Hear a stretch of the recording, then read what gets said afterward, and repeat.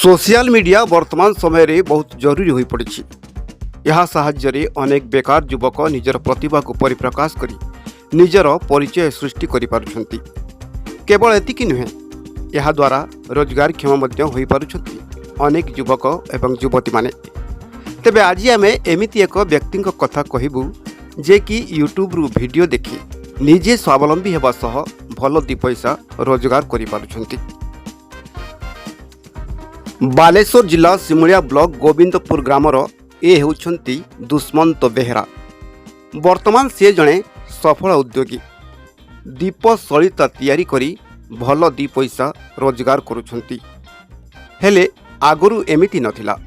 एक छोटिया तेजराती दुकान करी बड़ कष्टरे दिन कटुथिला। दिने यूट्यूब देखु देखु तांकु यूट्यूब रु प्रेरणा मिलिला। यूट्यूब रु प्रथमे सलिता तैयारी पाई कौशल शिखिले दुष्मंत। तापरे मेसीन आनिले। प्रथमे से निजे अल्प तैयारी करी निज दुकान रे बिक्री कले। भल बिक्री हेबारु वर्तमान से निजे स्वावलंबी हेबा सह एक फार्म हाउस करी 6 जन श्रमिकों को कामरे लगाई तांकु मध्य रोजगारक्षम करि पारिछंती।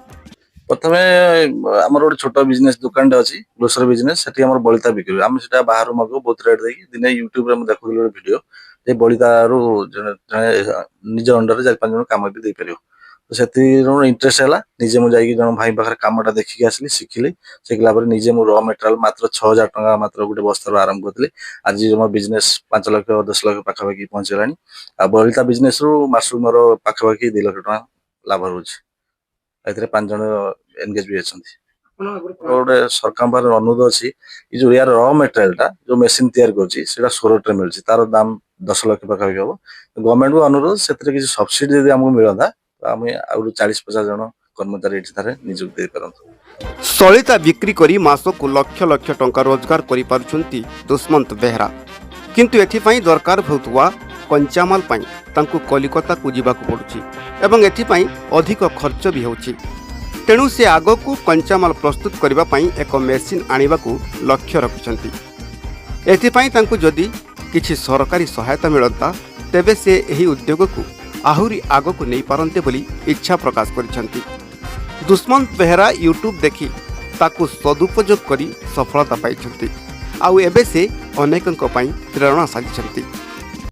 घरे बसथिले ए हमर जने बड़ भाई जे दुष्मंत बाबू जे हमर बड़ भाई जने हेबे आ से तांको से एटी छोट धीरे धीरे आरंभ करथिले। से मते भी प्रपोजल देथिले जे घरे बसछु किछ न एटी आसे काम करे देखे आ किछ पैसा भी रोजगार कर परिबो। तो मु निजे देखली घर मो परिस्थिति देखली मु बाध्य होई आसिली। आसला पर एटी धीरे धीरे काम करली 4-5 मास एटी काम करूची। ठीक है ए बलिता सब आटी सब बलिता तयारी होची र मेटेरियल आसुची कच्चा माल आसिक एटी कटा होची कटा पैकिंग होची पैकिंग हेकी हमर बाहर हम निज लोकल एरिया दुकान दे जाउची तापर भी बाहर को दिया होची अपन भद्रक जाजपुर कटक भुवनेश्वर पंद्र हमर माल गला लोग आसिक माल नहीं जाउछन। धन्यवाद देवी हम जे मालिक जे अछंती से नाम पेट को पोषुचंती सब बेले दाय दरकार से छिड़ा होचंती आ जते असुविधा ले हम पाखर अछंती आ आम ठाकुर डाकुची आउरी बलिता व्यापार बढ़ू आउरी भी 5-50 जन पिला आसिक नियोजित होतु ताक परिवार भी पोषंतु।